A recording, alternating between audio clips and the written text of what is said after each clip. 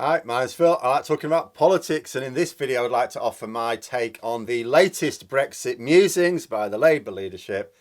It's never a good thing.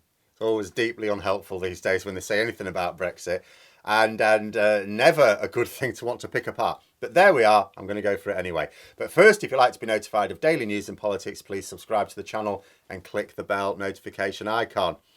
So Labour have been saying things about Brexit again. I'll start off as I always do, as people will know if they've watched these before. Generally speaking, I'm sort of backing Labour's general moves on Brexit. Not necessarily the way they communicate it, though. So yeah, Labour have been saying a thing again. Is it encouraging to rejoin us? No. In terms of Labour's position as it is now, there's a lot to be inferred from statements, but here's what we know. First, they have promised closer alignment with the EU. That alone is a reason to prefer a Labour government over a Conservative one. People who are saying, oh, Labour's Brexit position is the same as the Tories are either not paying attention or are actual Tories trying to reduce support for Labour. The Tories are promising increased divergence. Labour are promising convergence. Not enough for some people, but do you know what? That's the choice on offer. Which is better? Second, they have committed to no freedom of movement. This is disappointing. But I'll get on to why that might be in a bit, but that is a commitment, so no joining the EEA in the next Parliament. But that is one point.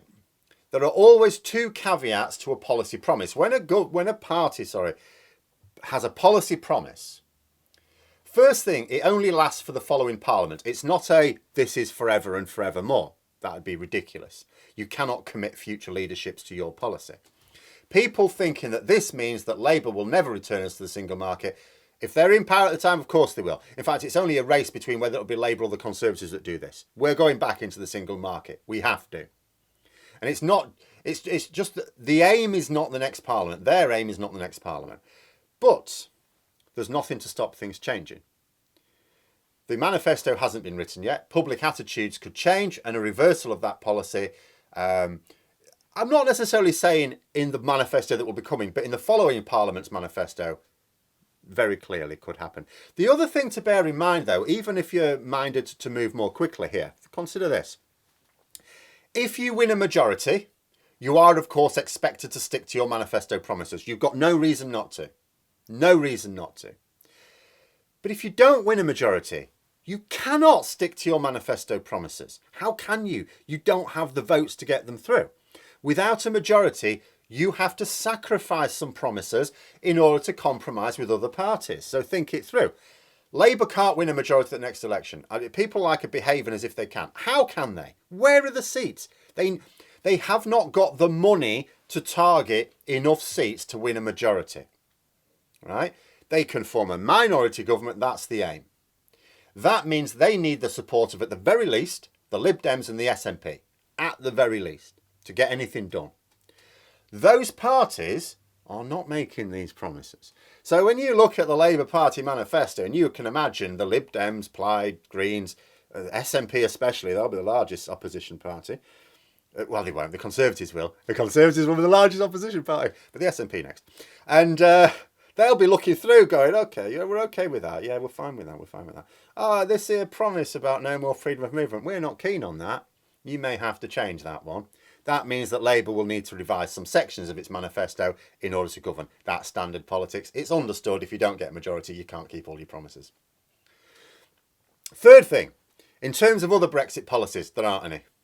I know that Rachel Reeves said that she couldn't see us rejoining the EU in the next 50 years. That's not a policy commitment. It's a case of saying, well, I don't think it's going to happen on a personal level.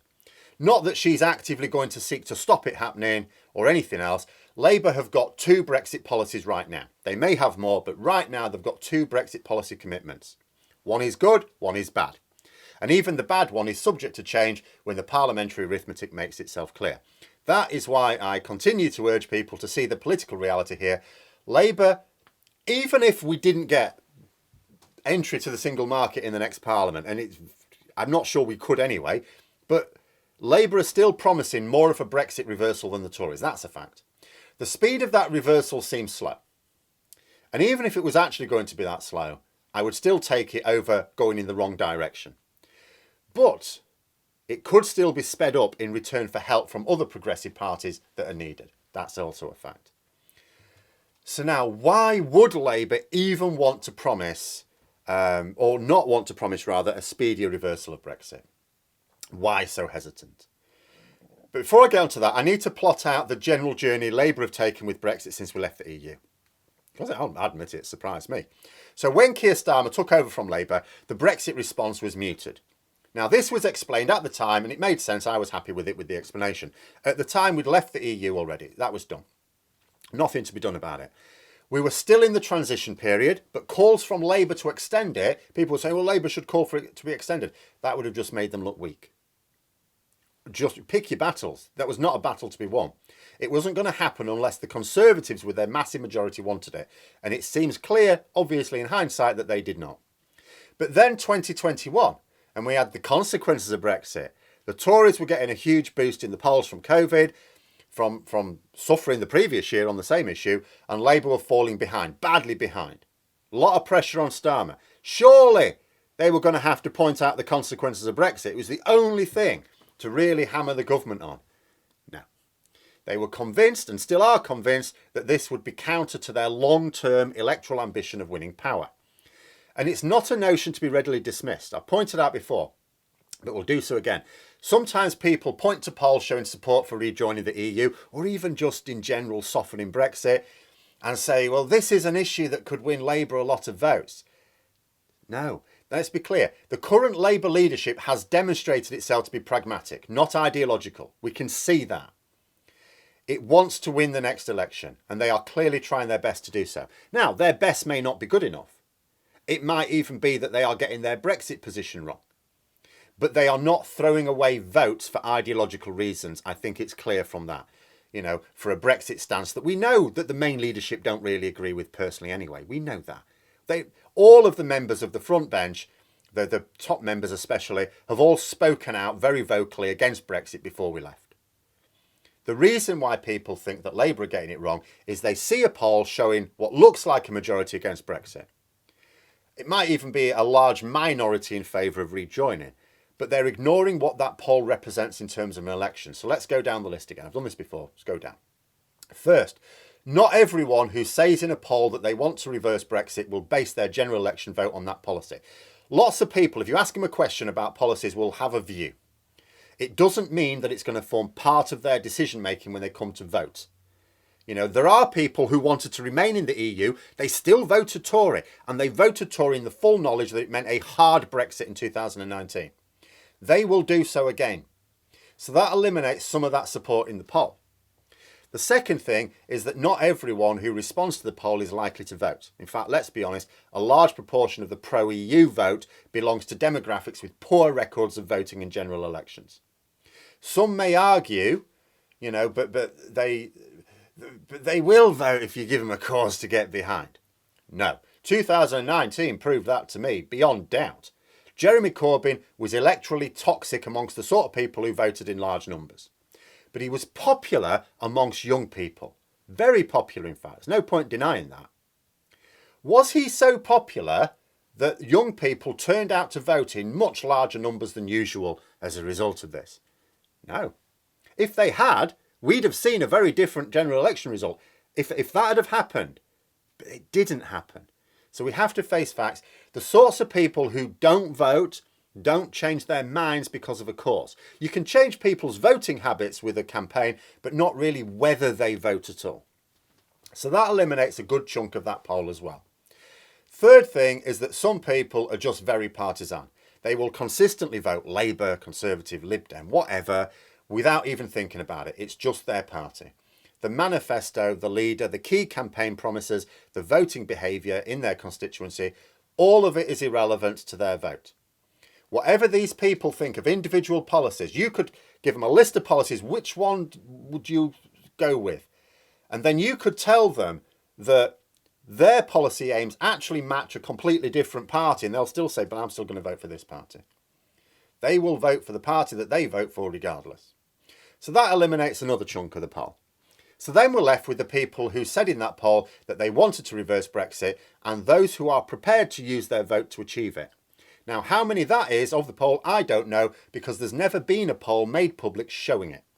But even then we're not done, because some of those people are in safe seats. The next general election will be fought over about 100 seats, being realistic. The rest are irrelevant when it comes to determining who will be living in Downing Street the week after the election. So anyone in the poll who is not in a target seat also needs chopping from the poll, because it doesn't matter if they change their vote, it's going one way. So then what are you left with? After all that, what are you left with? Can't be a large number. Now, I don't know what the number is, nor do I know what the corresponding number is for those who will only vote Labour if they don't try and wreck their precious Brexit. What I do know is that Labour should know. They should have that figure, because they will be carrying out targeted polls on a range of hot button issues in their target seats. They will have access to that and much more relevant polling data that we simply do not have. Now, it is possible that they are getting their analysis wrong. It is possible that they're making a mess of that polling.